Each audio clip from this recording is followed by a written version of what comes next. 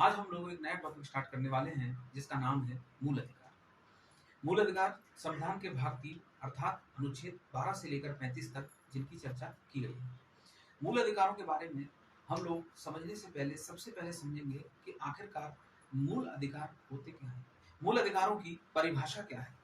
मूल अधिकारों की यदि हम परिभाषा के ऊपर समझने का प्रयास करेंगे तो मूल अधिकार वे अधिकार होते हैं जो किसी भी लोकतांत्रिक देश के लिए अनिवार्य होते हैं और ये कल्याणकारी राज्य की अवधारणा को प्रस्तुत करते हैं, उसको मजबूत बनाते हैं। इसका अर्थ क्या निकला? इसका अर्थ ये निकलता है कि मूल अधिकार किसी भी कल्याणकारी राज्य के लिए अति आवश्यक होते हैं।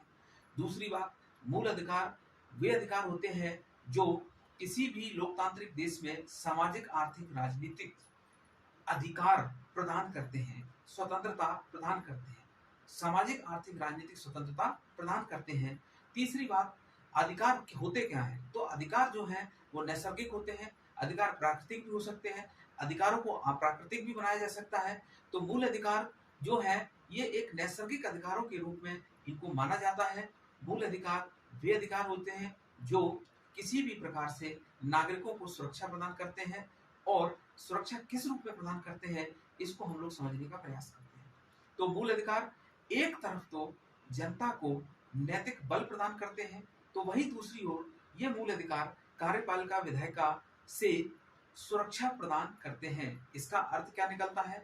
इसका अर्थ ये निकलता है कि यदि किसी भी व्यक्ति के अधिकारों का उल्लंघन होता है तो वो व्यक्ति अपने मूल अधिकारों का प्रयोग कर सकता है और न्यायालय की शरण में जा सकता है।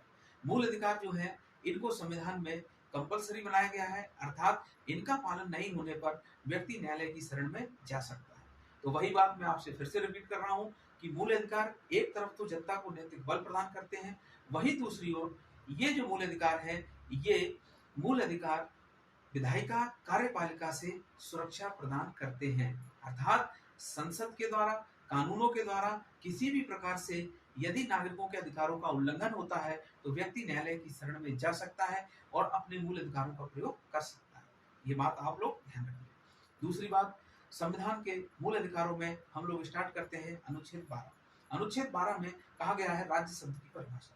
राज्य शब्द के अंतर्गत क्या आता है? राज्य शब्द के अंतर्गत संसद, विधायिका, समस्त प्रकार के संवैधानिक संस्थान, जितने भी सरकारी संस्थान, संवैधानिक संस्थान, यहाँ तक कि कलेक्टर और सभी प्रकार के सरकारी जो कार्यालय हैं वो जो है राज्य शब्द के अंतर्गत